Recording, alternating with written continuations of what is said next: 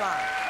All right, let me get back to my question about teenagers and sex. Now, you think I'm not religious, and you're right, but I do believe in God, okay? And to me, I don't believe how God communicates through corrupt, venal, wrong humans. I think God, I believe his communication directly. And directly, he makes teenagers very horny.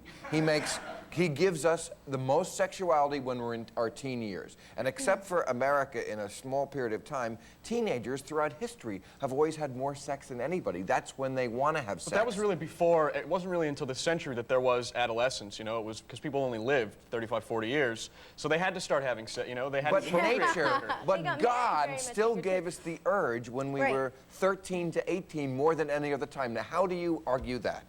Our sexuality is a gift. It's a precious gift from God. But let me tell you something. I got to tie once. Forget about the tie. I got to tie once. Sexuality is like great. It's one of the best. Unless you got stuffed cabbage is also a close. Stuffed cabbage and sexuality are two of my. You know what I mean? It just depends. But go ahead.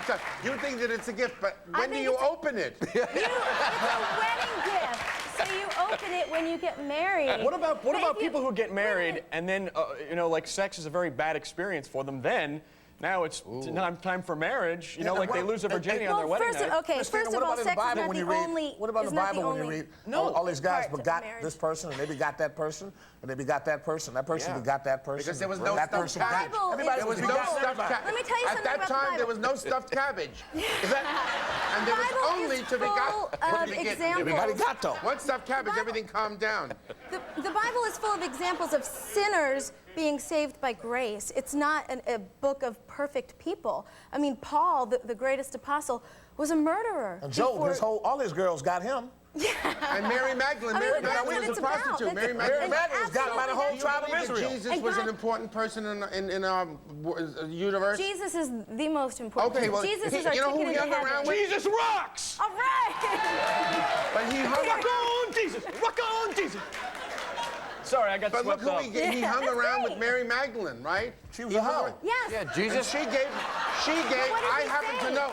Let me see the statistics. She was a hoe. Mary Magdalene. I'll get right back to you. It says right here, Mary Magdalene.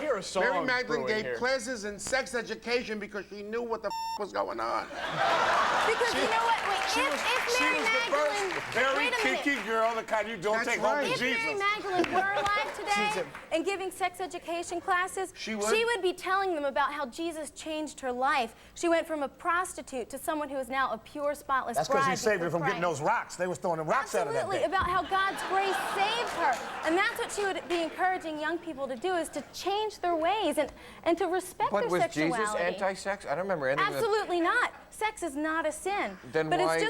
It's just like if you get a crystal vase for your wedding, and then you and your husband toss it around and it drops on the ground, it then becomes pieces of glass that can slice your flesh and rip apart your organs. Which is a good wedding night, actually.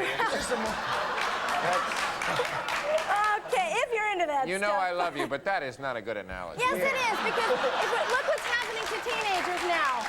They're misusing their sexuality, and AIDS is quickly becoming... Says who? Didn't Jesus say in John 29, chapter 17, verse 11, line 12, make love and prosper? Didn't he say that? He said that.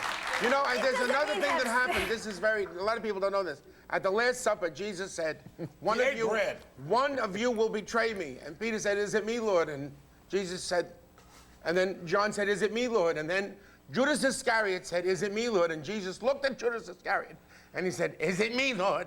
Is it me, Lord? And your point? What's the point of that? No, it was a joke. Oh, okay.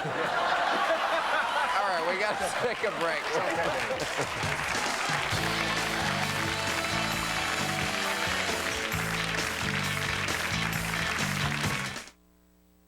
Taurus. Honey, we need a new lamp. Can't afford it. To the lead. Join us tomorrow when our guests will be Laura Ingram, Terry Jones, Alicia Witt, and Jason Alexander. All right, we just got a minute. Now, I did a crude joke about our president in the monologue, and I apologize. About the El Nino and the Yeah. behind the sand. I happen to think he's a very good president, but let me give you the facts. His wife is in Siberia, literally Siberia last cold. night. It sounds like a joke, doesn't it? And he was in...